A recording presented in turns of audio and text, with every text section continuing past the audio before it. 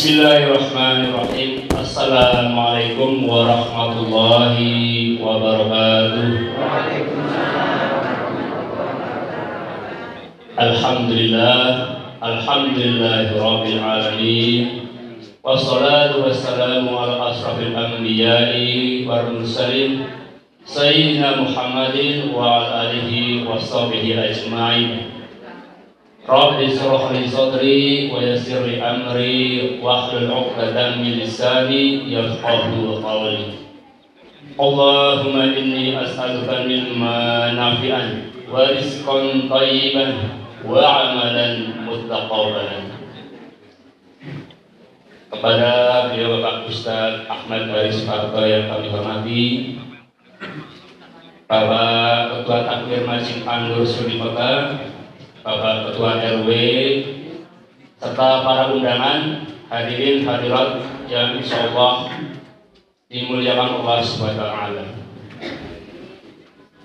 Alhamdulillah, yang utama dan pertama, marilah senantiasa kita panjatkan puja dan puji syukur hanya kehadirat Allah Subhanahu wa taala atas segala rahmat hidayah hingga pada malam hari ini kita dapat berkumpul di tempat yang mulia dan di majelis yang mulia ini dalam rangka peringatan Nuzul Quran tahun 1443 Hijriah, yang insyaallah pada malam hari ini kita mengambil tema menjadikan Al-Quran sebagai pedoman hidup.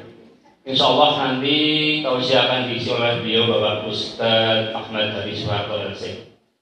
Izinkan kami sebagai pembawa acara pada malam hari ini menyampaikan urutan acara pada malam hari ini. Untuk yang pertama yaitu pembukaan, untuk yang acara kedua pembacaan ayat suci Al-Quran, kemudian dilanjutkan dengan sambutan dari Ketua Takmir Masjid An-Nur.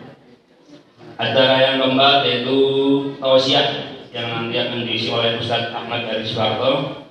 Kemudian yang terakhir adalah penutup.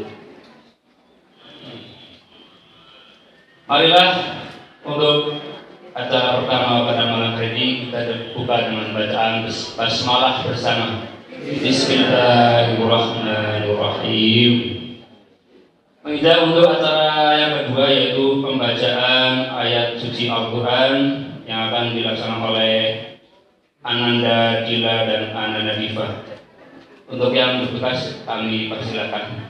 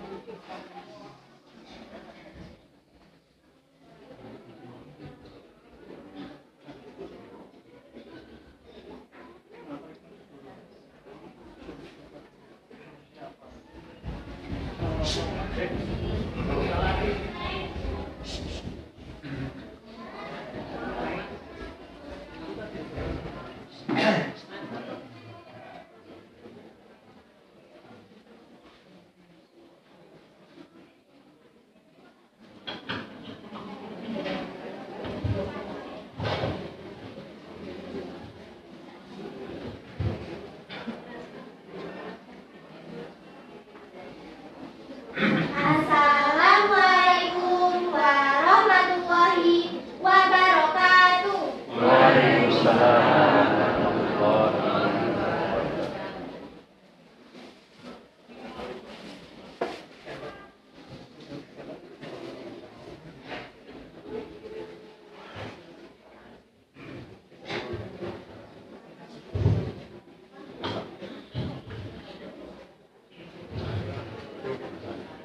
A'udzu billahi minasyaitonir rajim. Bismillahirrahmanirrahim. Ya ayyuhalladzina amanu kutiba alaikumus syiyam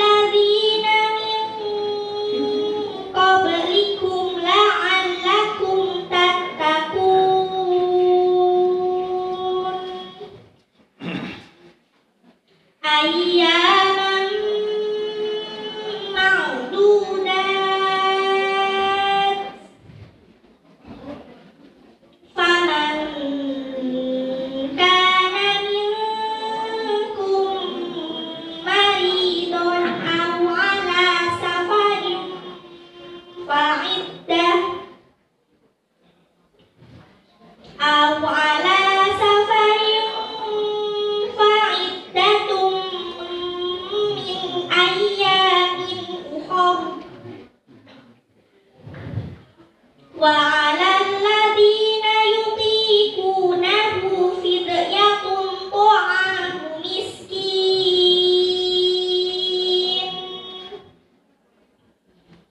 فمن تطوع خيرا فهو خير له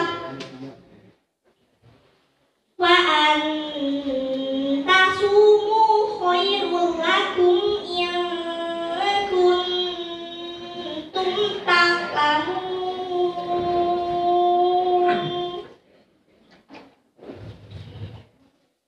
شهر رمضان الذي أنزل فيه القرآن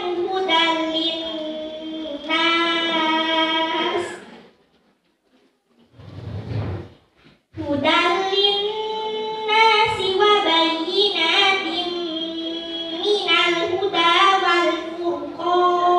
والفرقان فمن شهد منكم الشهر فليصم ومن كان مريضا أو على سفر فعدة من أيام أخر يريد الله بكم اليسر ولا يريد بكم العسر ولتكملوا العدة ولتكبروا الله على ما هداكم ولعلكم تشكرون صدق الله العظيم.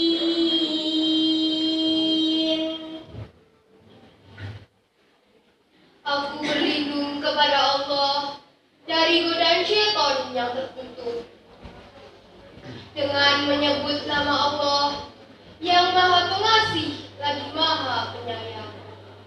Wahai orang-orang yang beriman, diwajibkan atas kamu berpuasa sebagaimana diwajibkan atas orang sebelum kamu agar kamu bertakwa, yaitu beberapa hari tertentu. Maka barang siapa di antara kamu sakit atau dalam perjalanan lalu tidak berpuasa, maka wajib mengganti sebanyak hari yang dia tidak berpuasa itu pada hari-hari yang lain. Dan bagi orang yang berat menjalankannya, wajib membayar fidyah, yaitu memberi makan seorang miskin. Tetapi barang siapa dengan kerelaan hati mengerjakan kebajikan, maka itu lebih baik baginya, dan puasamu itu lebih baik bagimu jika kamu mengetahui. Bulan Ramadan adalah bulan yang di dalamnya diturunkan Al-Quran sebagai petunjuk bagi manusia dan penjelasan-penjelasan mengenai petunjuk itu dan pembeda antara yang benar dan yang batil. Karena itu, barang siapa di antara kamu ada di bulan itu, maka berpuasalah. Dan barang siapa sakit atau dalam perjalanan dia tidak berpuasa, maka wajib menggantinya sebanyak hari yang ditinggalkannya itu pada hari-hari yang lain.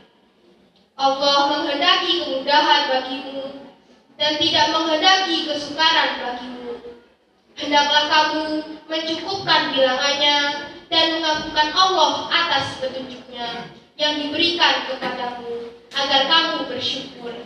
Maha benar Allah yang maha agung dengan segala firman-Nya.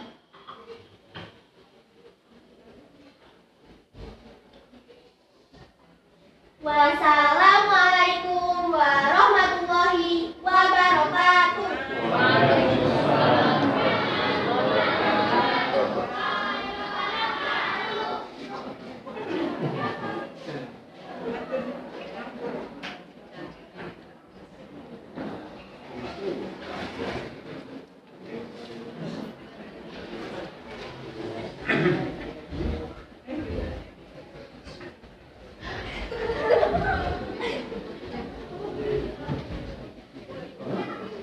Alhamdulillahirabbil alamin.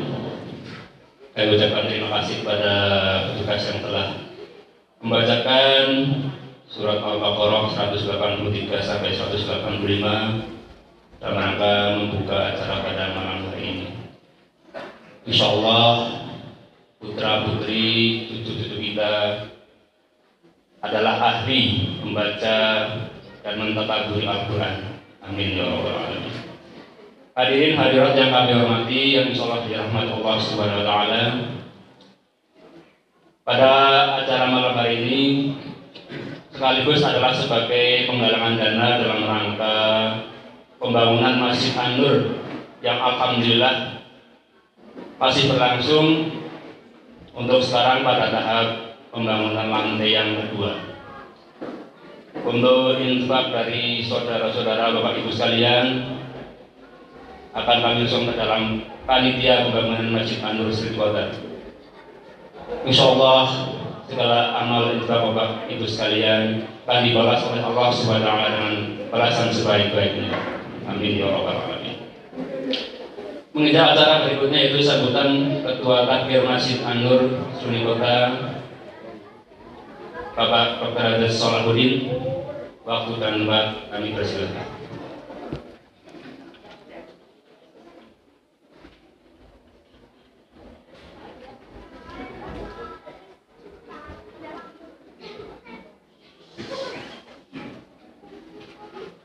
Assalamualaikum warahmatullahi wabarakatuh. Alhamdulillahirabbil alamin. Asyhadu an la ilaha illallah wa asyhadu anna Muhammadan abduhu wa rasuluh. Allahumma shalli ala Muhammad wa ali Muhammad wa ala sahbihi ajmain. Yang kami hormati Ustaz Haris Soeharto, yang kami hormati segenap hadirin dan hadirat rahimahumullah. Marilah intinya kita panjatkan puji syukur kepada Allah Subhanahu wa taala yang telah memberikan kita berbagai macam kenikmatan, dan nikmat sempat dan nikmat sehat, sehingga pada malam hari ini kita masih diberikan kekuatan untuk melangkahkan kaki kita memenuhi undangan dari panitia Ramadan 1443 Hijriah Masjid An-Nur Street Quarter. Salawat serta salam senantiasa terus kepada kita Nabi Muhammad sallallahu alaihi wasallam yang senantiasa kita tunggu syafaatnya di yaumil akhir. Bapak Ibu hadirin rahimakumullah, kesempatan ini kami atas nama Takmir Dewan terima kasih atas kehadiran Bapak-bapak dan Ibu sekalian di acara Nurul Quran 1443 Hijriah Masjid An-Nur Street Quarter.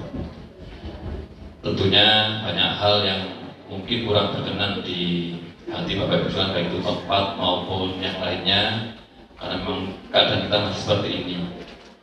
Alhamdulillah malam hari kita bisa melaksanakan, karena kita melaksanakan terakhir menjulukan tahun 2019. Kemudian yang ini juga Pak Haris, dan sekarang kita kembali yang buka Pak Haris lagi. Ini depan Pak Haris terus enggak apa-apa. Nah, kita masih kan pada tahun 2019, Pak Haris pada waktu juga melaksanakan penggalangan dana untuk pembangunan Masjid An-Nur. Nah, dan Masjid An-Nur sudah berlangsung 3 tahun, tapi masih seperti ini kondisinya. Nah, sehingga karena ini adalah amanah dari Bapak Ibu semuanya, akan kami laporkan juga kondisi Masjid An-Nur, ya baik itu dari pemasukan dan pengeluarannya. Untuk pembangunan Masjid An-Nur, alhamdulillah kita sudah mencapai sekitar 75%. Kita masih ada PR, yaitu memasang lantai atas, kemudian pintu dan teralis untuk pengaman. Nah, adapun infak yang sudah terkumpul selama kurang lebih 3 tahun adalah Rp615.863.250. Sedangkan pengeluarannya adalah Rp641.145.250. Sehingga saldo sampai pada hari ini adalah minus Rp25.228.000. Adapun kenapa kok kita minus, karena memang uang kita memang tidak memungkinkan untuk sekarang kita punya kewajiban yaitu bayar tukang. Jadi tukang itu kita bayar terakhir, dan ternyata hampir selesai untuk yang tahap ketiga ini kita sudah nggak punya uang, Tapi itu kan harus kita bayar sehingga kita ada pinjaman dari pihak ketiga untuk menutup kewajiban terhadap tukang itu. Dan kenapa kita berani minus? Karena saya yakin nanti akan ditutup oleh Bapak Ibu sekalian untuk kekurangan itu. Dan mudah-mudahan nanti juga pembangunan ke depan Bapak dan Ibu sekalian akan menyelesaikan model masjid ini. Insya Allah seperti itu. Sehingga nanti mohon nanti Pak Haris untuk bisa menyampaikan atau memotivasi kembali para jamaah untuk bisa kembali berinfak untuk pembangunan masjid ini. Mungkin itu dari saya. Dan kurangnya mohon maaf. Assalamualaikum warahmatullahi wabarakatuh.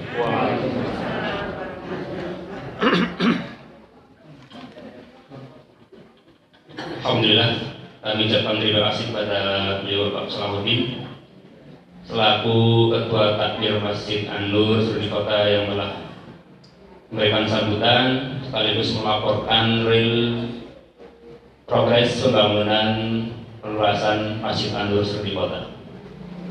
Bapak Ibu hadirin hadirat sekalian, sebelum acara tausiah kita laksanakan, panitia menyediakan 2 buah Perpres, 1 untuk bapak-bapak, 1 untuk ibu-ibu ini.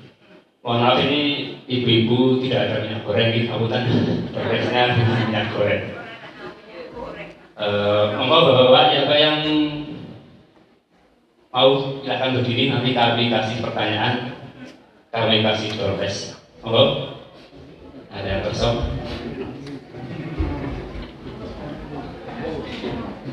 Monggo, tak kasih Perpres. Pertanyaan udah, aku pertanyaan dulu. Oke, pertanyaan dulu. Kita waktu yang bentar ya, Ustaz. Untuk bapak dulu ya. Untuk perintah menjalankan puasa Ramadan ada dalam surat Al-Baqarah ayat 183. Pertanyaannya,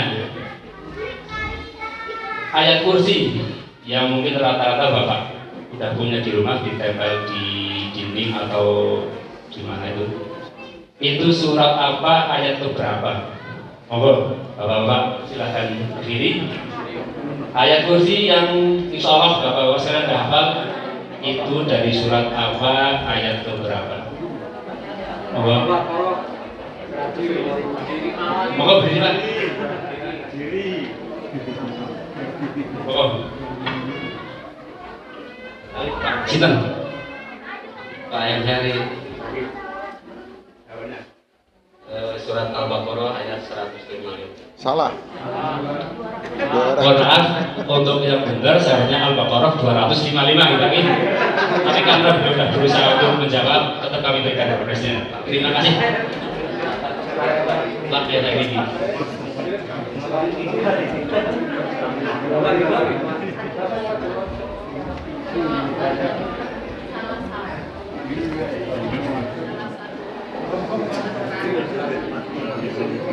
Sekarang untuk ibu-ibu, pertanyaan dulu, kamu berdiri dulu. Langsung pertanyaan aja ya. Ini udah ada juga. Surat Yasin ada berapa ayat? Monggo. Yang mungkin sudah sebagian hafal atau setiap minggunya kita membaca. 83. Terus nih Pak Ustaz. Kalian Bu Sinten Bu? Bu Salam. Nyun sewu.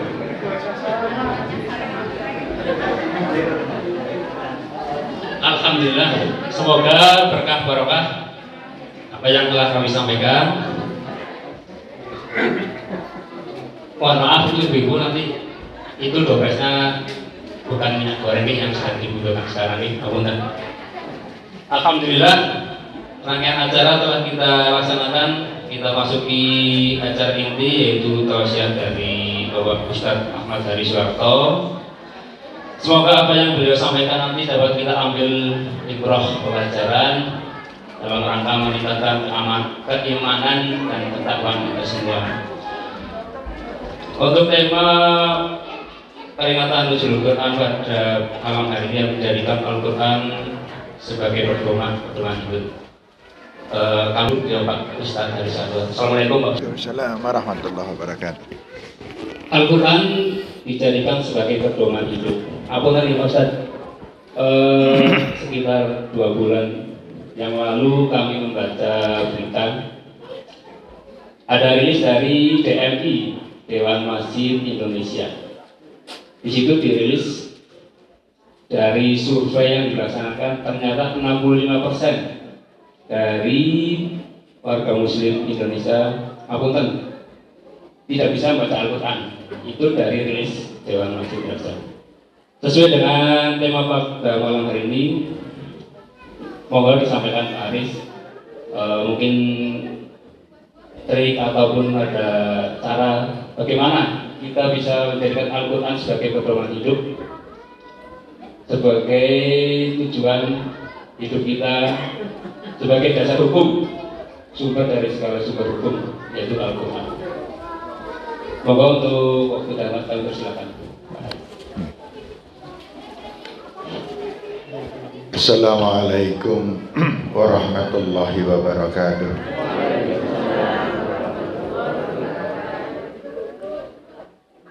Alhamdulillahil qail, a'udzu billahi minasyaitonir rajim. Syahrul Ramadan alladzi unzila fihil Qur'an hudan linnas wa bayyinatin minal huda wal furqan. Al-ayah. Assalatu wassalam ala Rasulillah sallallahu alaihi wasallam wa ala alihi wa sahbihi wa man tabi'a sunnatahu ila yaumil qiyamah. Faqala jalla wa ala a'udzu billahi minasyaitonir rajim. Bismillahirrahmanirrahim. Inna anzalnahu fi lailatul qadr. Lailatul qadri khairum min alfi syahr. Tanazzalul malaikatu war-ruhu fiha. Tanazzalul malaikatu war-ruhu fiha biidzni rabbihim min kulli amrin salam. Salamun hiya hatta matla'il fajr. Rabbi syrah li sadri wa yassir li amri wahlul 'uqdatam min lisani yafqahu qawli wa ba'd. Alhamdulillah wa syukurillah, bapak-bapak dan ibu-ibu yang saya hormati. Dari semenjak saya duduk di sini, saya itu melamun, saya ngalamun. Ngalamunnya apa coba? Saya bayangkan, saya melihat panjenengan, oh ini kira-kira yang kelak masuk surga. Namun saya prihatin juga, saya termasuk apa enggak? Kan saya yang ngelamun, panjenengan sing dilamunke. Saya melamunkan panjenengan, ini toh yang akan masuk ke dalam surga.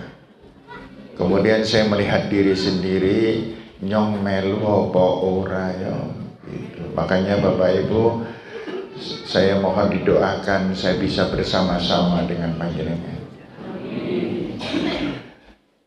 Bapak dan Ibu yang saya hormati, nanti saya pendek saja ya, tidak usah panjang-panjang lah. Ya, sebelum jam 12 selesai insyaallah. Ya. Saya kira tidak terlalu panjang kalau sampai jam 12 gitu. Ya, nanti panjenengan tidur dulu, ngelilir urung rampung, dan tidur lagi ngelilir durung rampung meneh, begitu kira-kira. Bapak dan Ibu, malam ini diperingati adalah malam nuzulnya. Nuzul itu turun dari atas ke bawah, dari Sidratul Muntaha ke bumi. Nuzulul Quran artinya Al-Quran itu turunnya dari atas, yang diturunkan oleh Allah Subhanahu wa ta'ala. Tetapi yang diturunkan ini persis sebuah bangunan, yaitu yang diturunkan adalah peletakan batu pertama saja pada waktu itu. Yang diturunkan menurut banyak ulama diturunkan pada malam 17 Ramadan. Ada yang mengatakan tanggal 23 Ramadan. Ada ulama mengatakan turunnya Al-Quran itu pada tanggal 24 Ramadan. Yang paling terkenal adalah tanggal 17 Ramadan. Ada lagi yang mengatakan Al-Quran ini diturunkan di antara 17 sampai akhir Ramadan.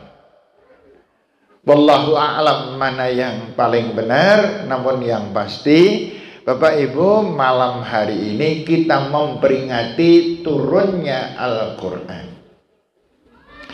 Al-Quran diturunkan sebagaimana dikatakan di dalam Al-Quran adalah anzala. Anzala itu turun sebagian. Anzala nuzulul Quran, anzala yunzilu atau nazala yanzilu, entah itu sulasil mujarrad atau rubainya, sama-sama dimaknai turun. Yang diturunkan adalah sebagian dari ayat Al-Quran yang menjadi patokan pertama. Maka malam ini adalah malam awal perubahan yang sangat luar biasa dari manusia yang tidak mempunyai pedoman dan aturan. Maka pada 17 Ramadan diturunkan Al-Quran sebagai pedoman hidup dari Allah Subhanahu wa Ta'ala. Maka Bapak dan Ibu yang pernah membeli alat elektronika selalu diiringi dengan buku kecil, buku pedoman penggunaan alat. Itu buku dikeluarkan oleh pabrik, yang pabrik itu membuat alat tersebut. Maka penggunaan alat harus sesuai dengan buku pedoman. Nah, sekarang Allah menciptakan kita manusia. Maka Allah kemudian mengiringi dari ciptaan yang bernama manusia itu diiringi dengan pedoman hidupnya. Maka asas dari semua perilaku manusia harus sesuai dengan pedoman hidupnya. Kalau tidak, maka manusia mungkin tidak merasa salah, tapi akhirnya menjadi sangat menyesal karena tidak sesuai dengan pedoman hidup. Contohnya, Bapak dan Ibu, ada satu pedoman hidup di dalam Al-Quran namanya sholat, misalnya. Atau sekarang aja yang kita rasakan sekarang sepenuhnya, ada pedoman hidup namanya Syam Ramadan. Kalau kita siam sesuai pedoman hidup. Kalau kita tidak mau siam, tidak sesuai pedoman hidup. Pertanyaannya, apakah kalau orang yang tidak siam kemudian mendapatkan risiko dari tidak siam di dunia? Jawabannya tidak. Panjenengan tidak siam itu tidak apa-apa, tidak berisiko. Nggak ada orang nyong goro-goro ora poso nyong gudigen, tidak ada.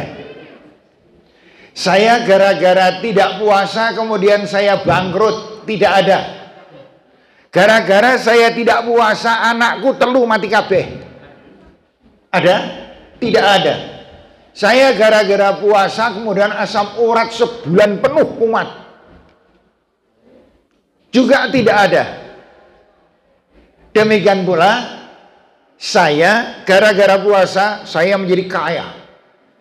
Saya kemarin sebelum puasa Ramadan itu saya benar-benar gumangan werokoso. Setelah itu saya siam Ramadan, lebar Ramadan saya sugih. Ada yang semacam itu? Tidak ada. Kenapa demikian? Karena pedoman yang dipakai Al-Quran sifatnya adalah ujian. Imma syakiron wa imma kafura. Kalian mau bersyukur mentaati perintah Allah, silahkan. Atau kalian mau kufur tidak melaksanakan perintah Allah, juga silahkan. Inilah bahayanya kalau kita tidak belajar dan tidak mempelajari Al-Quran. Sehingga ketika kita salah, nggak ada malaikat yang mengingatkan. Ibu, pernah panjenengan sholat ngalamun keplak malaikat? Pernah? Tidak pernah. Neng nawai merono. Berapa tahun kita sholat tidak pernah khusyuk? Tidak ada risikonya apa-apa. Ada di antara bapak-bapak sehari ini nggak sodakoh, kemudian panjenengan mules wetengi? Tidak, didiamkan saja oleh Allah. Inilah bahayanya. Maka di dalam Al-Quran Allah Subhanahu wa ta'ala pernah mengatakan, inna khalaqnal insana min nutfatin amsyaj. Kami ciptakan manusia itu dari air yang terpancar. Nabtalih. Ini. Nabtalih. Inilah awal ujian bagi manusia. Wa ja'alnahu sami'an basira. Kemudian kami ciptakan manusia itu sami'an basira, yaitu bisa berakal, bisa membedakan mana yang benar, mana yang tidak benar, mana istrinya dan mana suaminya, bisa membedakan ini uang 50.000 atau 100.000, bisa membedakan segala sesuatu, yaitu Allah Subhanahu wa ta'ala memberikan akal. Setelah itu Allah mengatakan, inna hadainahu sabil. Setelah manusia dicipta, kemudian manusia diberi akal, namanya mumayyiz atau baligh. Makanya kewajiban itu dimulai dari anak-anak kita usia sekitar 12 tahun. Di atas 12 tahun namanya sudah mumayyiz, sudah baligh. Dia sudah punya dosa dan pahala. Di bawah 12 tahun kira-kira itu anak-anak loh kelakuannya kayak ngopo ora dosa. Makanya ngeri banget itu kalau ada anak-anak di bawah di bawah 12 tahun bapaknya galak banget gitu. Orang sholat dikemplang. Kemudian diomeli dan lain sebagainya. Belum, Bapak Ibu, belum. Kita tidak boleh terlalu keras dengan anak-anak. Berikan bimbinglah anak-anak kita dengan penuh ketulusan. Yang tulus, yang ikhlas. Lemah lembut tentang urusan sholat, kebaikan-kebaikan dan lain sebagainya. Untuk apa? Masuk usia 12 tahun anak sudah terlatih ikhlas. 15 tahun anak sudah merasakan kebutuhannya. 20 tahun dia sudah mulai bisa benar. Ini baru 20 tahun baru bisa merasakan benar. 25 tahun dia sudah mulai bisa bermanfaat bagi diri dan orang lain. 35 tahun dia sudah mengerti hikmah. 50 tahun dia sudah mempersiapkan diri untuk menghadap Allah. 65 tahun inna lillahi wa inna ilaihi raji'un. Kira-kira begitu. Inna hadainahu sabil. Dan ketika anak-anak itu, orang-orang itu sudah mencapai dewasa, kita sudah dewasa, maka turunlah perintah-perintah Al-Quran berlaku bagi kita. Kita didhawuhi ini, kita diperintahkan ini dengan akal dan logika kita bisa mencerna manfaat dari masing-masing perintah Allah. Di sana diajarkan al-hikmah. Di sana diajarkan apa yang namanya as-sawab, pahala. Di sana diajarkan al-is, dosa. Di sana diajarkan akibat-akibat dari apa yang kita tidak melakukannya. tetapi akibat itu kebanyakan ada di akhirat kelak. Maka kita menanamkan kepada diri sendiri apa yang dinamakan akidah tauhid atau akidah tauhid atau dasar-dasar tentang keyakinan kita kepada Allah. Nih Bapak Ibu yang saya hormati, saya tidak usah teruskan model ini membosankan. Kita sekarang masuk kepada hal yang kira-kira panjenengan tidak bosan. Apa itu? Bapak dan Ibu yang saya hormati, melaksanakan Al-Quran tidak ada yang bisa sekaligus. Bapak dan Ibu, ada yang sekarang sudah faham Al-Quran dan bisa mengamalkannya? Ada? Ada yang bingung.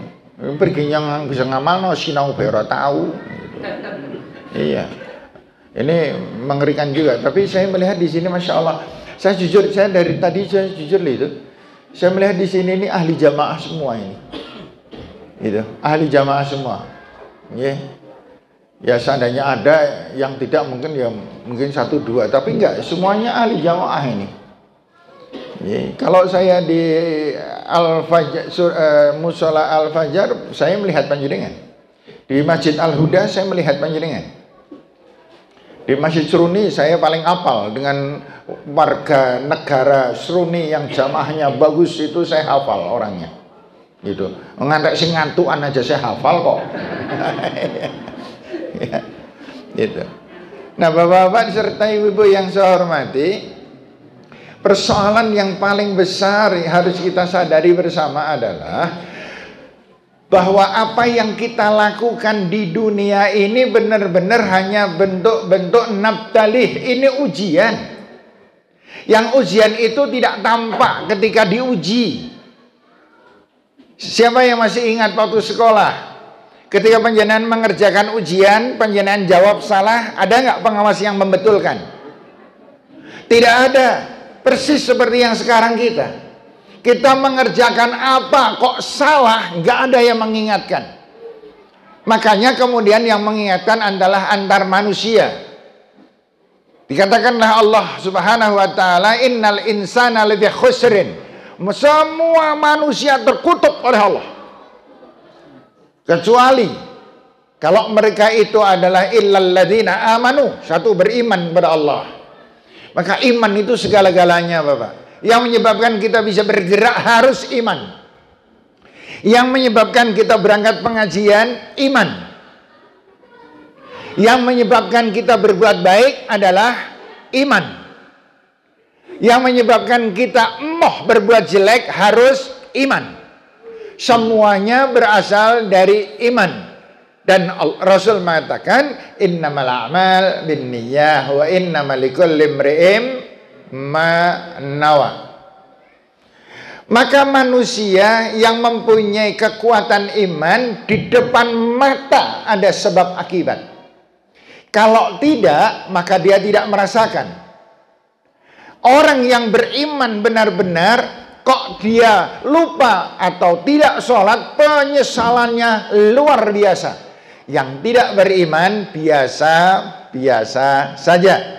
Orang yang beriman kok menyakiti orang lain tanpa disadari, kemudian menyadarinya, maka dia akan menjadi orang yang terus beristighfar dan meminta maaf kepada orang yang disakiti. Tetapi orang yang tidak beriman, lebar menyakiti hati orang, dan yang disakiti benar-benar sakit, maka dia mengatakan dais. Maka orang yang bersuka bertengkar bukan orang yang tampil imannya. Orang yang berbuat dosa adalah orang yang tidak tahan uji. Orang yang mengeluh adalah orang yang tidak berakhlak Al-Quran. Orang yang mencaci maki adalah orang yang menginjak-injak Al-Quran. Maka orang yang saling hina menghina adalah dua-duanya dimurka oleh Allah Subhanahu wa taala. Maka hadis Rasul sallallahu alaihi wasallam mengatakan, ini dekat sekali oleh orang yang beriman. Man aghatha malhufan, kata Rasul. Siapa yang suka menolong orang lain, siapa yang suka meringankan beban orang lain, aghatha malhufan, senang, suka, bukan kolo-kolo, bukan, suka menyenangkan orang lain, membantu orang lain, meringankan orang lain, menjadi sifat dirinya senang membantu orang lain. Katabahullahu salasan wa sab'ina maghfirah. Maka Allah Subhanahu wa ta'ala akan memberikan 73 jenis ampunan kepada orang tersebut. Ini untuk koreksi kita bersama-sama Bapak dan Ibu-ibu, bahwa ketika kita melakukan kehidupan ini, sifat yang paling utama adalah ketika kita memperhatikan orang lain, bukan memperhatikan diri sendiri. Kalau memperhatikan diri sendiri itu namanya egois. Yang sesungguhnya manusia semuanya harus egois. Apa itu maksudnya? Bapak dan Ibu yang saya hormati, ketika saya menolong orang lain, sesungguhnya ini urusan untuk saya sendiri. Karena saya pengen mendapatkan keuntungan lebih banyak dari Allah tadi. Makanya kan ayat-ayat yang sangat tegas, hal adullukum ala tijaratin tunjikum min adzabin alim. Apakah kamu mau saya tunjukkan satu perdagangan yang kalau kamu melakukannya, maka kamu akan mendapatkan, kamu akan dihindarkan dari azab yang sangat pedih. Maka Allah Subhanahu wa ta'ala mengajarkan tentang perdagangan itu. Bapak-bapak dan ibu-ibu, yuk panjenengan jual apapun kepada Allah. Itu yang kita jual. Apa itu yang kita jual? Pak, panjenengan jual deh. Ini berangkat ke pengajian ini dijual kepada Allah, jangan dijual kepada manusia. Kita berangkat ngaji adalah karena mengharap imbalannya dari Allah, jangan mengharap imbalan dari manusia. Perdagangan yang di dalam kaitan Al-Quran itu kepada Allah. Saya menjual pengajian ini kepada Allah dengan ketulusan hati saya, Allah nanti yang ngeregani yang membeli. Panjenengan berangkat ke masjid, sholat jamaah, dijual kepada Allah. Panjenengan berinfak, bersedekah, jual kepada Allah. Bapak dan Ibu, panjenengan berbuat baik kepada istri panjenengan, dijual kepada Allah. Demikian pula kepada anak-anak. Jangan pernah kita membuat satu perbuatan yang kita jual kepada manusia. Yang namanya riya, yang namanya pamer, yang namanya pekewuh. Nek ora mangkat nang nuzul Quran yang ora penak. Ki panitia saka Sruni wis ngundang soalé. Tur sing diundang termasuknya mesti disoroti banget. Wong nyong ki takmir. Kan yang diundang terutama takmir dan jamaahnya. Kemudian ibu. Berapa kali panjenengan telik wong loro mergane ora penak. Oh, ini iya soalnya. Bapak-bapak ada di antara panjenengan ikut jamaah di masjid hanya pakai wah nek ora melu jamaah? Ini kesalahan kita. Ini tidak Qur'ani. Ini tidak mengikuti tuntunan dari Allah Subhanahu wa taala. Karena itulah bapak-bapak sekalian yang saya hormati, dakwahnya Allah yang kita jual adalah perbuatan-perbuatan ibadah kita. Wa ma khalaqtul jinna wal insa illa liya'buduni. Semua yang menjadikan perbuatan baik kita harus berbentuk ibadah. Yang kemarin saya pernah cerita pada Bapak dan Ibu, ada sepeda motor itu di belakangnya ada bak makanan itu yang dari plastik itu Ibu, kotak plastik itu. Lah kemarin kan jalan ini beberapa waktu yang kemarin itu kan lubangnya gede-gede banget tuh, dalam-dalam kan. Ada ibu-ibu naik sepeda motor, belakangnya ada kue-kue itu. Kejeglong jalan. Brol mobil itu anunya, kotaknya. Wambrol. Ternyata yang di dalam kotak itu bungkusan makanan kue tapi dibungkus pakai daun. Bu isinya apa? Kalau apa biasanya apa, Bu? Nek ora lemet, nogosari. Loh kok bapak-bapak yang hafal? Oh ibu-ibu yang buat, bapak yang hafal. Maksudnya ibu yang membuat, bapak yang dahar. Biasanya gitu. Ketika itu ada orang refleks sekali, saya salut. Orangnya masih muda. Ini orangnya masih muda. Begitu ini brol, langsung dia sepeda motor di belakangnya, ini jalan mau jajan, langsung sepedanya langsung dipalangkan begini, di standar, kemudian mobil semuanya di stop semuanya, memberikan kesempatan pada ibu-ibu tadi ngumpulkan makanannya karena nggak kotor, cuma karena dari daun kan. Kemudian dikumpul-kumpulkan lagi, kemudian dinaikkan ke jok belakang, diikat lagi, kemudian dia jalan, kemudian sepeda motor yang menolong tadi, yang membantu tadi, kemudian ini, Masya Allah, itu ganjarannya gede banget itu. Nek, tapi syaratnya, nek perbuatan baik itu dijual kepada Allah. Gitu. Maka Bapak dan Ibu yang saya hormati, bagaimana kita memperdomani Al-Quran? Jawabannya gampang. Semua perbuatan kita jual kepada Allah. Saya membayar SPP anak-anak saya jual kepada Allah perbuatan ini. Saya berangkat kerja untuk mencari rizki, saya jual perbuatan kerja ini. Maka akan damailah semuanya, karena semuanya terikat kepada Allah. Gak ada pedagang ngapusi. Nggak ada pedagang yang kemudian tipu-tipuan kepada para pembelinya. Makanya kemudian saya lebih salut, maaf Bu, Pak, saya lebih salut dengan model perdagangan model zaman sekarang, yaitu barang sudah kasih label, kan? Ini harganya 130.000. Yang ini harganya 30.000, yang ini harganya ini. Itu lebih enak, lebih nyaman. Panjenengan masuk ke Indomaret, wis tau ngenyang. Pernah ke Indomaret panjenengan ngenyang, Mbak, niki bungkus pinten, Mbak? Niku 16.000, 15 nggih. Pernah? Nyang-nyangan ini yang malahan menjadi bahaya bagi orang yang mempunyai sifat ikatan dirinya, ikatan Al-Qur'annya rendah, maka bisa bohong. Gitu. Panjenengan masuk Rita, ambil. Nggak pernah ada ngenyang.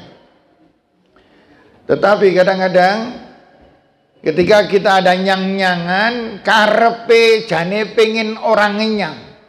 Tapi jebole nawake ping pindho ping telune harga yang seharusnya. Inilah yang menjadikan kita kesulitan. Bu menika pinten, Bu? Niku kawan dosa, Pak. Kalih dosa man nggih. Wah, dereng saged. Selangkung lah nggih. Lah nggih pun mboten napa-napa nggih nglarisi nek mboten kalih jenengan mboten tak gawe ngapusi. Ngapusi itu. Nggih. Wong nggih penglaris niki kula nembe mawon pertama kali payon niki ngapusi wis ping 4. Kemudian mengatakan, wah niku mboten saged, Bu. Saestu mboten saged, Bu, kilaane dereng dugi. Dinyang 15 kulaan durung dugi, ngapusi wong kulaane 9. Gitu. Dan ketika ditawar 15, waduh Bu, dereng saged, nembe mawon dinyang 18 dereng kula sukaaken. Sapa sing ngenyang? Wong le ngenyang sadurunge corona kok diitung saiki. Ya. Jadi ibu sekalian, Bapak yang saya hormati, begitu kita lepas dari Al-Quran, inna hadainahus sabil, kami berikan dia petunjuk jalan hidup yang benar, yang lurus. Namun Allah tetap mengatakan imma syakiran wa imma kafura. Mau ditaati silahkan. Orang pedagang yang jujur tidak merasakan nikmatnya, tidak merasakan hebatnya. Yang tidak jujur juga untuk badan yang bahkan lebih banyak. Loh, sekarang pilih mana? Maka kemudian kita merujuk kepada Al-Quran. Kita mempelajari Al-Quran. Kita baca tersih di dalam urusan ini. Makanya memang kita harus masing-masing yang kurang paham dengan Al-Quran harus belajar itu. Saya terus terang, saya sendiri merasa kurang di dalam semua pengajian saya yang menelisihi Al-Quran itu saya hanya ada di satu forum. Tapi forum ini kalau panjenengan mau tapi syaratnya setiap hari. Kalau seminggu sepisan nggak wujud, Pak. Ya, saya ada pengajian pada subuh, kuliah subuh setiap hari. Di luar Ramadan tapi nggih. Setiap hari di luar Ramadan. Pelajarannya tafsir. Ngurut, Pak. Sekarang sudah sampai surat Al-Maidah. Sudah pernah khatam sekali. Nggih, pernah khatam sekali dan kami mengkhatamkan Al-Qur'an itu sepanjang 22 tahun, Pak. Saya demi saya terus kita pelajari terus selama 22 tahun baru khatam. Sekarang sudah mulai lagi, sudah berapa tahun ya ini ya, saya lupa. Sudah sampai surat Al-Maidah ayat surat Al-Maidah kok Maidah bukan Al-An'am. Surat Al-An'am kalau enggak salah 145 apa ya. Gitu. Ya kita teladani setiap hari gitu. Dan alhamdulillah manfaatnya banyak sekali. Baik Ibu Bapak yang saya hormati, Al-Quran harus menjadi cermin hidup kita. Al-Quran harus menjadi way of life. Al-Quran harus menjadi jalan hidup kita. Setiap langkah kita sudah cocok betul dengan Al-Quran atau belum. Lah, untuk menentukan itu kita mesti belajar Al-Quran. Orang yang mempelajari Al-Quran kok ditantang, diajak untuk bersama membangun masjid, ini cepat banget rampung. Kenapa enggak? Bapak dan Ibu yang saya hormati, siapa yang tidak percaya dengan Al-Quran? Ini pertanyaan ini paling mangkel karena nggak ada jawabnya, Pak. Benar, pertanyaan yang paling nyebeli kan yang tidak ada jawabannya. Apakah ada di antara Bapak dan Ibu yang tidak percaya dengan Al-Quran? Ora sah jawab. Wis cekto, kan begitu. Yang jadi persoalan kenapa tidak terrealisasikan? Bapak dan Ibu yang saya hormati, kalau kita berbicara tentang sodakoh, tentang infak, tentang amal jariah, jawabannya pertanyaan gini nih. Apakah bapak-bapak suka bersedekah, berinfak, beramal jariah? Jawabannya adalah, apakah bapak-bapak suka nanti di akhirat menjadi orang yang sepenuhnya bahagia mendapatkan nikmat? Itu jawabannya. Pertanyaan dari, apakah bapak-bapak, ibu-ibu menginginkan besok di akhirat yang hidupnya selama-lamanya? Kalau di dunia ini kan panjenengan ini sudah banyak yang hampir ini. Iya Pak, ini udah banyak yang sepuh-sepuh. Ini tanda-tanda yang paling hampir nanti kalau pas rampung pengajian lemenya terodok rekosok semeh matu itu. Ya. Enggak. Ya Pak ya. Itu ibu-ibu mungkin ada yang semacam itu. Nah, tanda-tanda khasnya itu anggar pengajian mangkate rotok gasik main untuk lendean itu. Itu khasnya itu. Ya. Itu berarti orang-orang yang sudah hampir pamitan itu. Ya, saya juga lendean gitu loh maksud saya. Ya, saya ini kalau enggak kursinya enggak ada lendean yakin tak jolke tenan kok gitu. Iya. Bapak dan Ibu yang saya hormati, Pertanyaan, apakah kita ingin bahagia di akhirat? Jawabannya, apakah kita suka sedekah atau tidak? Itu jawabannya.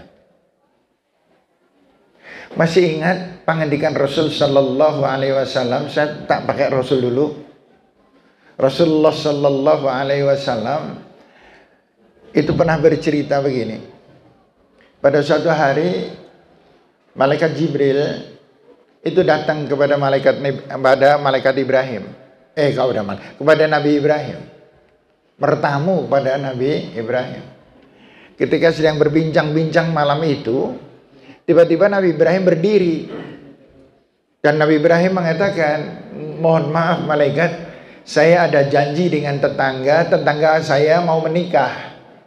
Dan saya sudah berjanji yang akan nungkuli, yang akan ikut menikahkan, menyaksikan pernikahan. Kemudian malaikat bertanya, siapa yang menikah? Yang menikah orangnya bernama ini, bin ini, rumahnya di dekat sini. Oh, Nabi Ibrahim, nanti dulu. Tolong diurungkan, digagalkan pernikahan itu. Loh, emang kenapa malaikat? Saya sudah tahu takdir Allah bahwa pemuda itu besok malam akan meninggal dunia.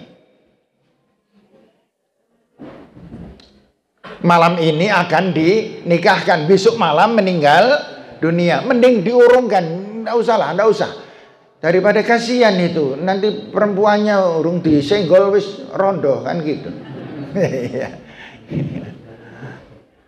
Tapi kemudian Nabi Ibrahim mengatakan, oh tidak malaikat, itu adalah rahasia Allah yang saya tidak perlu tahu dan orang lain tidak perlu tahu. Biarkan berjalan sesuai dengan kehendak manusia dan keinginan manusia. Urusan takdir dan kehendak Allah itu rahasia malaikat dan rahasia Allah. Assalamualaikum. Waalaikumsalam. Nabi Ibrahim pergi. Kemudian terjadilah akad nikah selesai. Cuma Nabi Ibrahim menatap pemuda ini. Masya Allah. Sengganteng ini seapi iki ngesuk bengi mati. Masya Allah. Tapi Nabi Ibrahim gak ngerti apa-apa. Kemudian setelah itu pagi hari berikutnya, siang, sore, Nabi Ibrahim sudah berpikir, sebentar lagi ada kabar nih. Sebentar lagi ada pengumuman seorang tetangga meninggal dunia. Dan itu pengantin baru. Ternyata sampai malam selesai, paginya tidak ada pengumuman. Sampai siang tidak ada pengumuman, tidak ada yang meninggal dunia. Sampai 3 hari tidak ada yang meninggal dunia. Pemuda itu masih berjalan ke mana-mana. Dan Nabi Ibrahim pernah juga melihat, ini orang yang waktu itu katanya malaikat akan dimatikan pada malam berikut dari malam pengantin. Ini sudah sebulan orangnya masih hidup. Ini malaikat kok iso salah itu gitu. Malaikat kok bisa salah? Nggak mungkin. Tapi ada apa ini kok jadinya salah? Setahun kemudian pemuda masih hidup. 5 tahun kemudian pemuda itu masih hidup. 20 tahun kemudian bapak itu masih hidup. Karena wis 20 tahun ya berubah jadi bapak. Saya dulu juga gitu. Pengantinannya saya dipanggil oleh istri saya Mas. Le manggil kaya ngono kae lah. Mas gitu. Lama-lama sekarang jadi bapak, Pak gitu. Lama-lama menjadi kung. Iya. Panjenengan kan juga gitu kan. Iya, ini udah banyak yang aja gitu. Yangkung maksudnya. Bapak dan Ibu yang saya hormati, terus berjalan bertahun-tahun tidak ada kabar bahwa orang tadi meninggal dunia. Dan Nabi Ibrahim tidak pernah lupa orang ini seharusnya sudah meninggal. Tetapi entah apa penyebabnya, orang ini belum juga dipanggil oleh Allah Subhanahu wa ta'ala. Baru setelah orang itu usia 70 tahun, kedengaran tetangga itu meninggal dunia. Dilalah pada saat itu malaikat juga sowan lagi kepada Nabi Ibrahim. Nabi Ibrahim bertanya malaikat, masih ingat 70 tahun yang lalu, berapa? 50 tahun yang lalu. Engkau yang mengatakan bahwa almarhum yang kemarin meninggal dunia itu akan meninggal di pengantin baru. Ternyata sampai 50 tahun kemudian baru meninggal. Ada apa ini? Malaikat menjawab, iya Nabi Ibrahim. Memang Allah merubah takdir untuk orang itu. Kenapa Allah merubah takdir?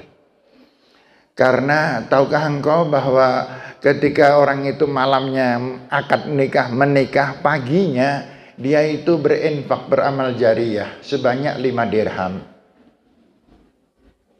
Dan oleh Allah Subhanahu wa taala dijadikan 5 dirham itu setiap 1 dirham 10 tahun. Dipanjangkan usianya. Dan karena dia 5 dirham maka usianya ditambah 50 tahun. Maka pantas ketika menikah usia 20 tahun meninggalnya 70 tahun. Sedekah itu membahagiakan Bapak dan Ibu. Jadi kalau panjenengan ada yang pelit ini kita ada Bapak ini terutama Bapak. Pak, sehari ini panjenengan sudah sedekah berapa, Pak? Ayo. Ya ada koran amal kan ini? Ini ada tapi nggak diedarkan. Oh yang di luar nih. Enggak tadi dari luar memasukkan berapa? Ada berapa?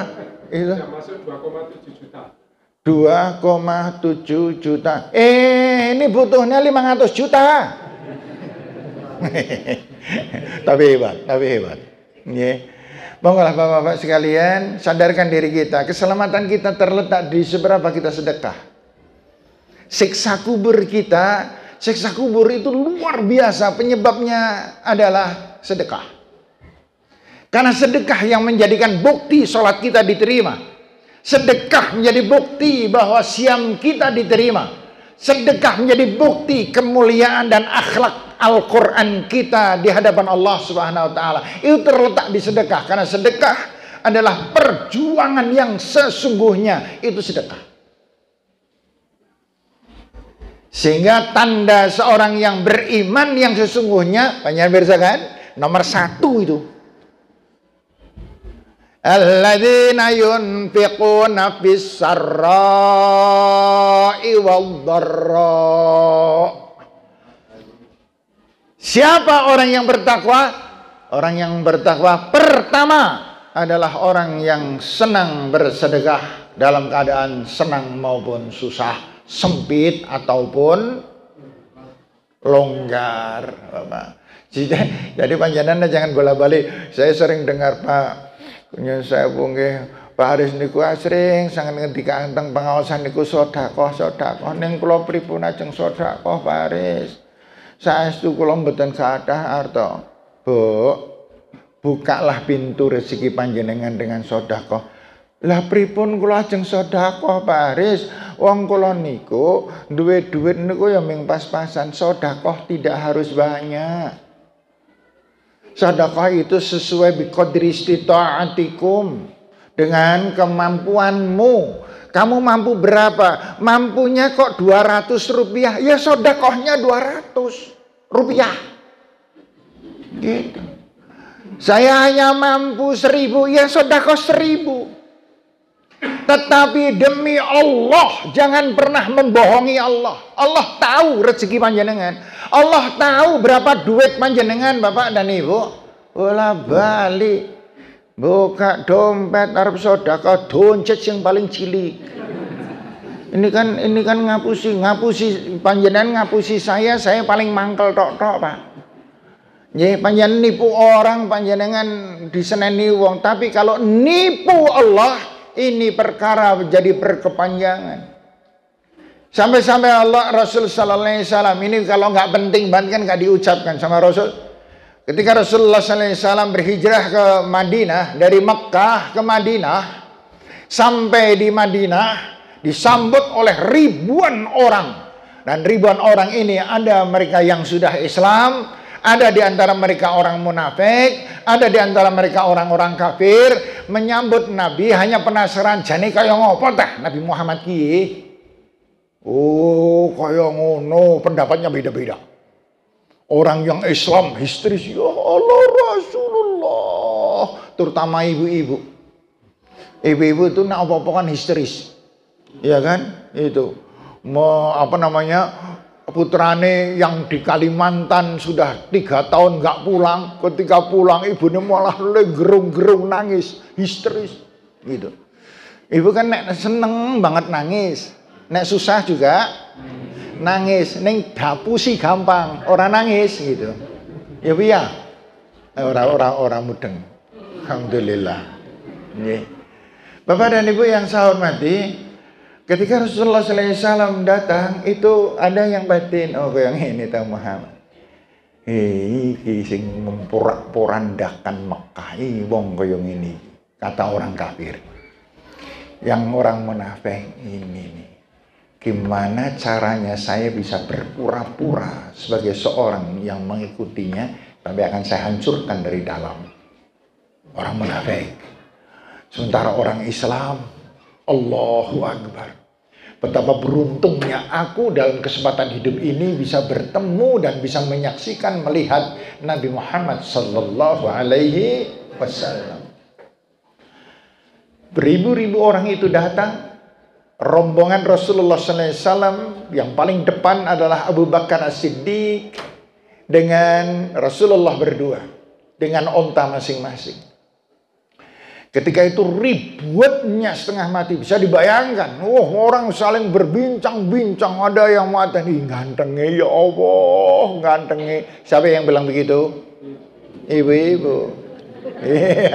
Iya kan? Tapi bapak-bapak, astagfirullahaladzim, ya Allah, sangat berwibawa. Kemudian ada seorang bernama Amr bin Muslim yang meriwayatkan hadis ini, mengatakan, aikontu annahu laisa bikadzdzab. Demi Allah, ini pasti bukan seorang pembohong. Wajahnya bersih, jujur, luar biasa. Tapi panjenengan nggak main-main loh, melihat orang nggak boleh komentar loh. Wah, naik tukang ngapusi. Jangan. Kemudian melihat wajah orang, wah naik wong ingat. Ndak. Kita bukan seorang ahli. Panjenengan bukan seorang psikolog yang tidak bisa menilai seseorang asal-asalan saja. Gitu nih. Kalau kemudian, wah kalau inilah ngantuk ini. Jangan. Nggak usah dikatakan gitu, wong dia sedang tidur kok. Kasihan. Jadi Bapak dan Ibu yang saya hormati, ketika itu kemudian Abu Bakar As-Siddiq melambaikan tangan agar mereka diam. Gitu. Setelah itu kemudian Rasulullah SAW di keheningan orang sekian ribu diam semuanya. Nggak ada suara sama sekali. Seakan-akan jatuhnya jarum majakrung. Saking heningnya. Kemudian Rasulullah SAW mengatakan, ayyuhan nas. Saya bayangkan suaranya Nabi kayak apa ya gitu. Saya jujur Pak, saya tuh belum pernah ketemu Nabi, tapi saya kangen banget. Saya ingin sekali, ya Allah, berikan hamba kenikmatan bisa bersua dengan Nabi kita Muhammad sallallahu alaihi wasallam. Kenapa? Tanda khasnya orang yang bisa bertemu dengan Nabi berarti mendapatkan maghfirah dari Allah. Kalau panjenengan ngisuk, Pak, dene nyong wis mati nyong ora ketemu Nabi, berarti panjenengan calon rokok. Gitu, nggih. Tapi panjenengan bisa ngaku, "Lah perginya arep mlebu swarga nyong sedekah angel banget, Kang." gitu. Kan sedekah angel banget di. Masya Allah, pengorbanan ini tidak bisa dikira-kirakan. Padahal Bapak Ibu yang saya hormati, ini tanah yang dari sini nih ya. Dari mana ya tanahnya ya? Ya dari tiang ini kan? Ya kan? Sampai ke belakang itu milik orang, diwehno, diwakafkan itu. Itu nek diregani piro itu. Nggih. Enggak terkira ini harganya di dalam kota lagi. Meskipun ada di dalam. Saya kemarin diceritani teman saya di daerah Kejajar. Tahu Masjid Al-Amin Kejajar yang pinggir jalan kiri jalan itu? Nggih. Di sebelah utaranya ada tanah selebar 7 kali 11 meter. 7 kali 11 meter berarti 77 meter. Sedang mau dibeli oleh panitia masjid, mau untuk parkiran. Karena masjid itu nggak punya parkiran. Di pinggir jalan nggak punya parkiran, ngenes Pak. Ditawar. Yang punya ditanya, Pak, ini kalau saya beli boleh enggak? Ya monggo, kalau mau diambil enggak apa-apa. Gitu. Nah, penjualnya minta berapa? Saya minta 10 juta per meter. 10 juta per meter. Nih, saya kira ini nggak kalah lah, gitu. Tapi itu diberikan, Pak. Itu diberikan. Orang itu kalau sudah calon swarga sing tenanan itu bilalah enteng mata. Saya kemarin ketamon seseorang ibu, dia datang pada saya membawa sertifikat. Napa menika Ibu? Paris kula badhe nderek nyun tulung kula badhe wakaf griya kula. Griya ingkang pundi, Bu? Nggih sing kula nggeni nika. Hah? Yang sekarang ditempati itu? Lah nggih Pak Haris. Padahal rumah itu baru kemarin tak puji-puji karena bangunannya bagus banget, habis direhab, habis hampir 600 juta. Habis direhab itu, lah kok sekarang malahan diwakafkan, dan dia minta, namun Pak Haris, saya minta selama saya masih hidup, ini rumah saya pakai dulu, nanti kalau saya sudah meninggal itu saya wakafkan. Itu kita nggak khawatir. Karena apa? Karena beliau sudah usianya sudah 83. Lanjut itu, nah usianya nembe 23. Wakaf omah selama saya masih hidup, waduh, sing dikasih wakaf ngenes itu, waduh, njur kapan mati ini kan gitu. Iya, pirsa Pak Mawardi, ibu-ibu, pirsa Pak Mawardi, piantun gondang, bapake Pak Indro, Bumi Rasa kok gondang, Bumi Rasa. Allahu Akbar, itu orang yang sangat ditolong oleh Allah. Dia datang ke rumah saya, bilang, Pak Haris, saya mau wakaf ini Pak Haris. Tanah ini tidak terlalu luas, hanya sekitar 600 meter. Yeah. 600 meter saya wakafkan. Untuk ini mohon nanti diuruskan, biar segera saya ingin mati saya mendapatkan bekal yang banyak. Injih Pak, ngobrol-ngobrol sana hari sudah. Setelah itu ternyata hari Selasa berikutnya, Selasa, jadi ke tempat saya hari Sabtu, Selasa berikutnya saya mendengar beliau juga mewakafkan tanah lagi untuk perluasan kuburan. Jadi dia kemudian punya tanah yang lain tetapi gandeng dengan kuburan itu diwakafkan. Lebih luas daripada kuburan yang ada. Hari Kamis itu hari Selasa, Sabtu ke tempat saya, kemudian Sabtu, yuk Selasa, wakaf tanah untuk kuburan, Kamis meninggal dunia. Sapa sing ora bejo kaya ngono itu. Nek panjenengan kira-kira nek meninggal bisa bejo kaya ngono apa ora, Pak?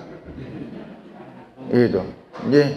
Ini kesempatan, ini ada pembangunan masjid. Dan di depan mata panjenengan. Eman-eman ini panjenengan man bana masjidan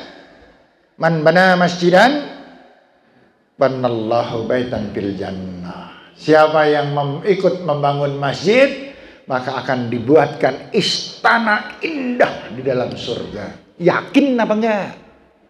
Percaya apa enggak? Nek percaya mengeluarkan infak. Kalau tidak percaya, ya itu tadi. Itulah yang kencan kon sedekah barang le ngaji mergane nyong ora kepenak nek ora mangkat malah kon sedekah lah jan. Ngenes banget nyong. Itu. Apa kata Rasul sallallahu alaihi wasallam? Ini ucapan pertama. Rasul belum pernah berbicara apapun, wong belum pernah ke Madinah. Begitu masuk Madinah, begitu semua orang kumpul, begitu Rasul mengucap yang pertama, maka ucapannya adalah ayyuhan nas afsus salam. Sebarkan keselamatan, Banyakkan ucapan assalamualaikum warahmatullahi wabarakatuh. Banyakkan kalian berdoa untuk saudara-saudara kalian. Jangan bodoh Pak, kalau kita berdoa kok untuk diri sendiri. Ya Allah, ampuni dosa-dosa hamba ya Allah. Itu betul, tapi yang benar ya Allah, ampunilah kakak adik hamba ya Allah, ampunilah tetangga-tetangga hamba ya Allah. Duh Allah, berikanlah kepada semua jamaah yang menghadiri peringatan Nuzulul Quran pada malam Senin itu mendapatkan rahmah dan barokah serta maghfirahmu ya Allah. Doakan orang lain, maka kembalinya kepada kita lebih banyak. Gitu. Kembalinya kepada kita lebih banyak. Sehingga Bapak dan Ibu yang saya hormati, Rasul mengatakan afsus salam, sebarluaskan keselamatan. Seorang sahabat dikatakan ahli surga oleh Rasulullah Sallallahu Alaihi Wasallam, ternyata karena dia mempunyai keistimewaan hanya 2. Selebihnya kata Abdullah bin Umar, sholatnya sama, tahajudnya sama, jujurnya sama, perilakunya sama, akhlaknya sama dengan Abdullah bin Umar, tetapi Rasul mengatakan dia ahli surga. Abdullah bin Umar tidak dikatakan ahli surga. Apa penyebabnya? Ternyata istimewanya hanya 2. Yang pertama, karena dia tidak pernah membenci orang, karena dia tidak pernah bertengkar dengan orang, dia tidak pernah sakit hati dan tidak ada dendam terhadap orang lain.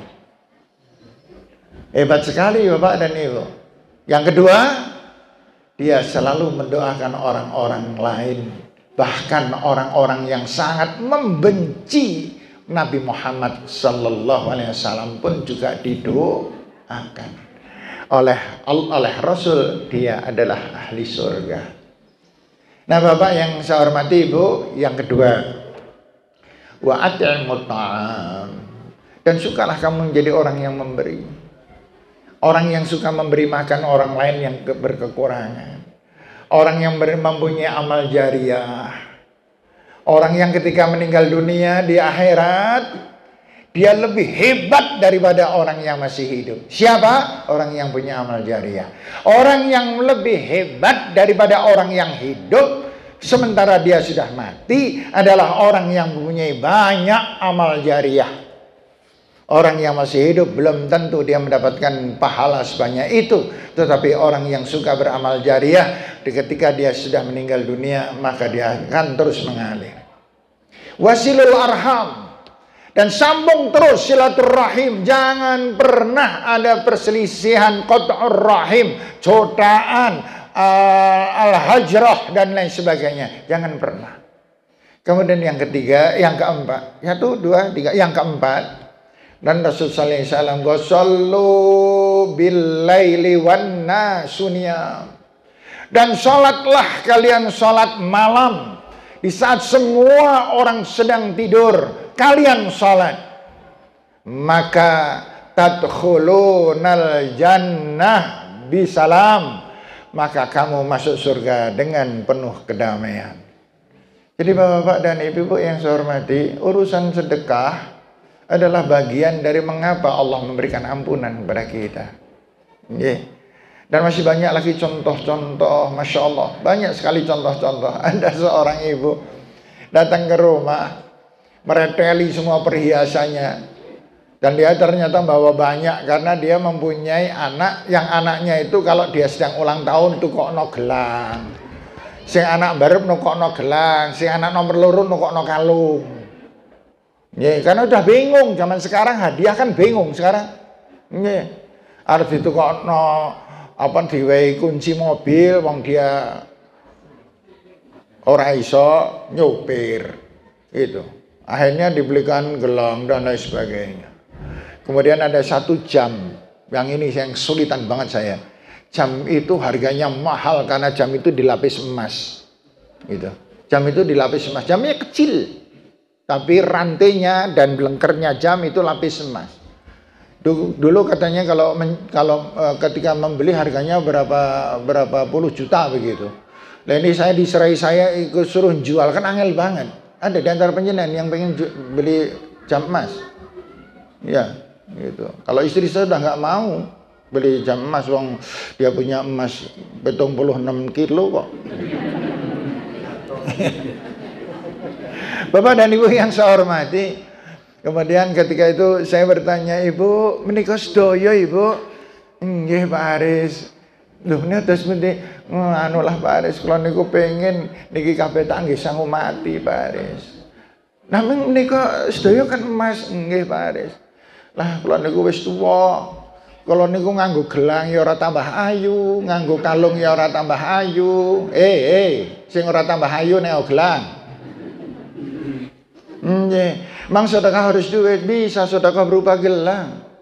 Nggih. Dan itu katanya Pak menika sedaya monggo diuangkan, uangnya saya serahkan kepada panti asuhan, tak jual laku 66 juta Pak. Gitu. Itu barang-barang tadi saya jual laku 66 juta ya, karena memang ada yang pakai surat, ada yang pakai tidak, sehingga perlu nyang-nyangan itu dengan yang saya beri. Sehingga Bapak dan Ibu yang saya hormati, panjenengan punya bekal apa? Kenapa demikian? Kenapa kok saya semangat banget urusan ini? Begini bukan karena urusan Masjid An-Nur loh ya, tapi urusan keselamatan kita. Panjenengan tidak harus nyumbang Masjid An-Nur juga nggak apa-apa. Yang penting keluarkan sedekah yang banyak. Kenapa demikian? Surat Al-Munafikun kan panjenengan masih ingat semuanya. Itu.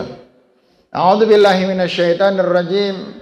Wa anfiqu mimma razaqnakum min qabli ay ya'tiya ahadakumul maut fayaqulu rabbi laula khartani fa as-saddaqa wa akum minas shalihin. Allah memerintahkan supaya kita berinfak, bersedekah, beramal jariah. Kenapa? Pak, Bu, besok di alam kubur orang yang paling tinggi jeritannya adalah orang yang sedikit sedekah. Padahal sedekah itu yang paling penak sedekahnya wong miskin, yakin penake pol. Lah sedekah 5.000 dadi akeh banget kah? Sing paling ora penak kan sedekahnya orang kaya. Ini mana yang kaya? Gitu. Orang kaya sedekah 1 juta dianggap sithik. Gitu. Nggih. Ada seorang teman saya wong sugih, tapi nggak boleh tahu siapa orangnya. Nanti panjenengan saya telepon, Pak, saya punya kebutuhan Pak, saya ada proyek pembangunan ini panjenengan punya dana enggak? Tenan jenengan tak andal ge banget. Bismillah Pak Aris, insyaallah. Nggih. Nanti biar mudah tak kirimi nomor rekening aja ya. Iya siap Pak Aris. Ya, dah. Tapi saya nggak gumun, wong memang dia orang sugih banget. Sugih banget itu. 3 hari kemudian dia WA ada WA dari dia. Print out, transfer. Alhamdulillah. 30 juta. 30 juta. Panjenengan pernah sedekah 30 juta? Ketara ora sugih. Nah, iya. Kemudian di bawahnya tambah berita. Mohon maaf Pak Aris, ini sementara yang di atas dulu, insya Allah beberapa hari lagi saya kirim. Allahu Akbar. Saya 30 juta aja sudah kaget, hak dikirim maning. Allahu Akbar.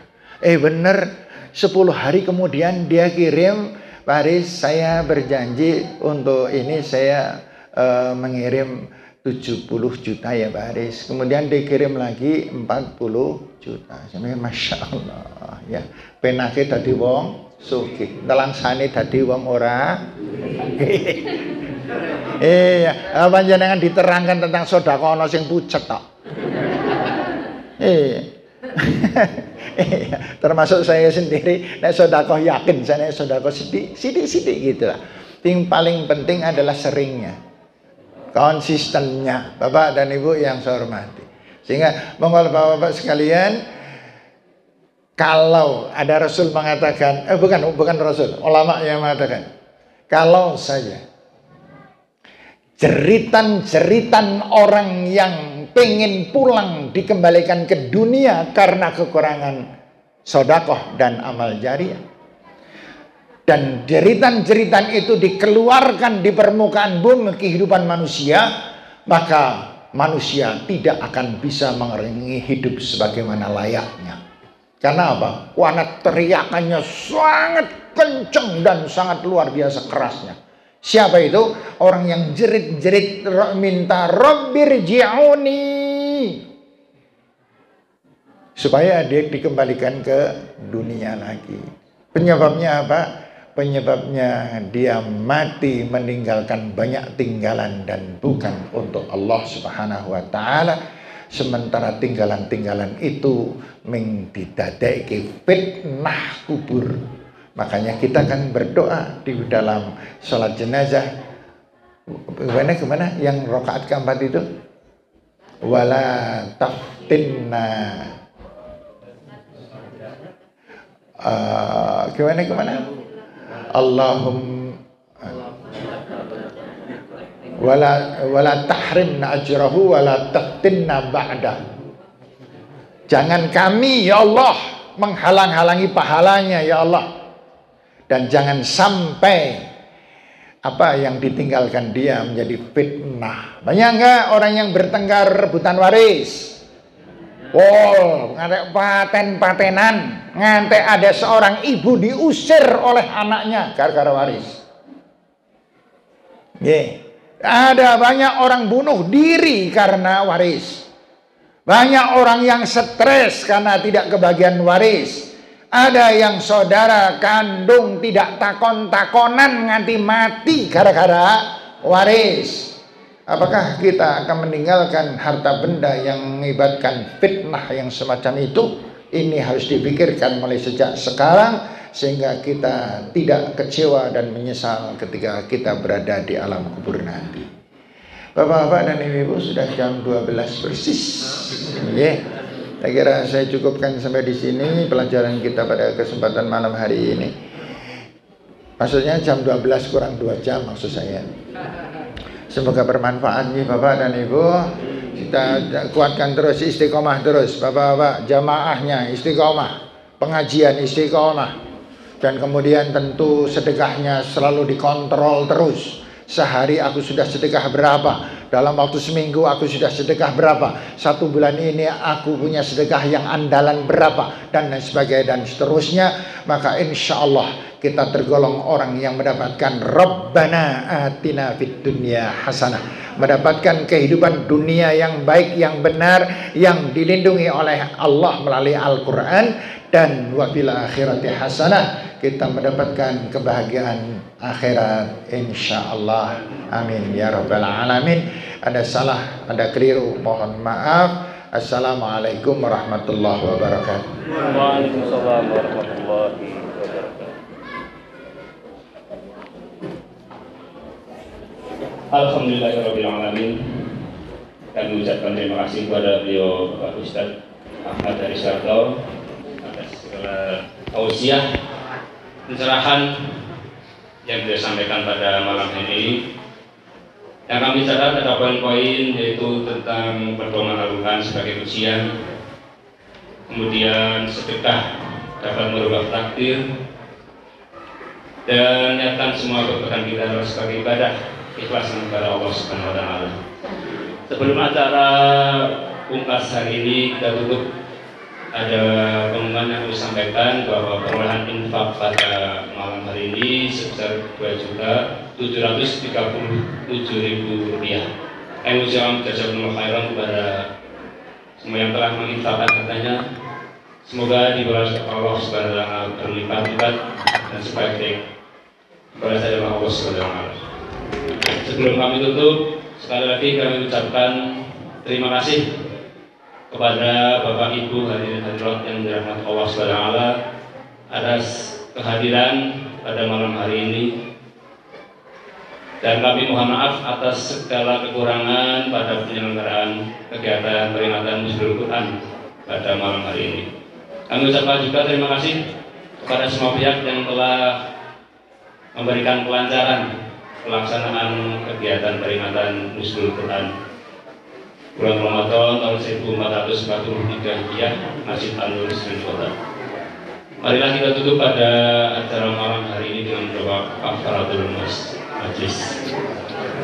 Subhanallah wa bihamdihi, asyhadu an la ilaha illa anta, astaghfiruka wa atubu ilaik. Billahi taufiq wal hidayah. Assalamualaikum warahmatullahi wabarakatuh.